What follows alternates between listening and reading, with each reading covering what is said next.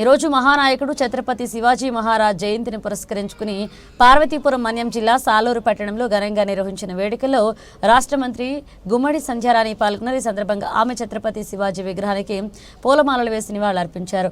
శివాజీ జీవితం ప్రతి భారతీయుడికి ప్రేరణ అని మంత్రి సంధ్యారాణి తెలియజేశారు. శివాజీ మహారాజు వంటి మహనీయుల చరిత్రను అధ్యయనం చేయండి, వారికి స్ఫూర్తితో మన లక్ష్యాలను సాధించేందుకు ముందుకెళ్లండి. దేశభక్తి, సమాజ సేవ మనందరికీ బాధ్యత అని మంత్రి సంధ్యారాణి అన్నారు.